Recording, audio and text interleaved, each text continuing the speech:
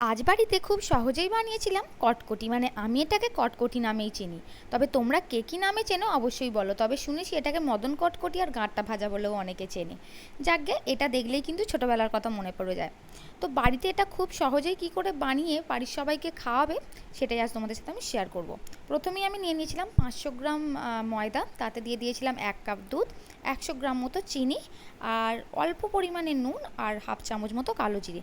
তবে চিনিটা তোমরা গুঁড়ো করে নিলে কিন্তু ভালো হয়। আর দিয়ে দিয়েছিলাম 100 গ্রাম ঘি। সব কিছু দিয়ে ভালোভাবে এটাকে ময়ান দিয়ে দিতে হবে অনেকক্ষণ ধরে, বেশ 2 হাত দিয়ে ঘষে ঘষে ময়ানটা দিলে এটা কিন্তু মানে ময়ানের ওপরই নির্ভর করছে এটা কতটা ভালো হবে। তো ময়ানটা ভালোভাবে দিয়ে দিও। তারপর অল্প অল্প জল দিয়ে একটা শক্ত ডো তৈরি করে নিতে হবে।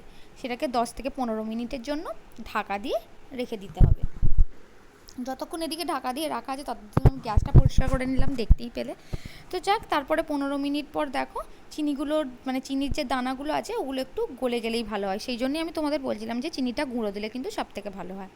যাক, এদিকে আমি দেখো ডোটাকে আরেকটু ভালোভাবে মেখে নিয়েছিলাম, তবে একটু নরমও হয়ে গেছে 15 মিনিট রাখার জন্য। তারপরে এটাকে 4 ভাগে আমি কেটে নেব। তো 4 ভাগে কেটে নিয়ে আমি 3 ভাগ একটা মানে কিছুতে রেখে, সেটা অবশ্যই কিন্তু চাপা দিয়ে রাখবে আর কি, যে পাত্রে রাখবে সেটাতে চাপা দিয়ে রাখবে। তারপর এটাকে একটু হালকা করে মোটা করে বেলে নিতে হবে। তো বেলে নিয়ে চারদিকটা একটু কেটে নিয়ে মানে একটু ভালো শেপ দিয়ে এটাকে যেরকম 4 চৌকো করে কাটে সেরকমভাবে কেটে নিতে হবে। তো যেহেতু ক্যামেরা ধরার কোনো লোক নেই তাই এইভাবেই ভিডিওটা করতে হয়।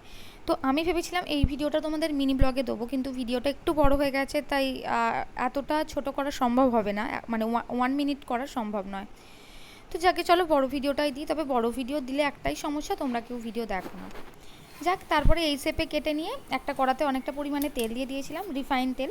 তো সেটা গরম হওয়ার পর দেখো আমি একটা দিয়ে প্রথমে দেখে নিচ্ছিলাম কতটা তেলটা গরম হয়েছে বা হয়েছে কিনা। তারপর আস্তে আস্তে মানে মোটামুটি ভেজে নিতে হবে, তবে আঁচটা সবসময় কিন্তু অল্পই থাকবে। জোরে দিলে কিন্তু বাইরেটা ভাজা হয়ে গেলেও ভিতরটা কিন্তু নরমই থেকে যাবে। তো এদিকে দেখো অনেক বেশ টাইম লাগবে, মানে একটু ধৈর্য সহকারেই এটা ভাজতে হবে। একটু বেশ লাল লাল হয়ে গেলে তারপর নামিয়ে নিতে হবে। আর একটু অল্প আছেই কিন্তু ভাজতে হবে। তো এদিকে তো কিছু হয়ে গেছে দেখতেই পেলে, তো কিছু নামিয়ে এদিকে আবার আমি আরও রেডি করছিলাম। তো রেসিপিটা তো এইটাই, রেসিপিটা তো খুবই সহজ, বাড়িতে অবশ্যই নিজেরা ট্রাই করো আর বাড়ির সবাইকে খাইও, সবার খুবই পছন্দ হবে। আর কার কার পুরো ভিডিওটা দেখে ছোটোবেলার কথা মনে পড়ছিল অবশ্যই জানিও। আর তোমরা তোমাদের ওখানে এটাকে কী নামে চেনো সেটাও কিন্তু কমেন্টে জানিয়ে দিও। চলো আজকের মতো ভিডিওটা এইটুকুই। ভিডিওটি ভালো লাগলে লাইক শেয়ার কমেন্ট করে দিও। টাটা।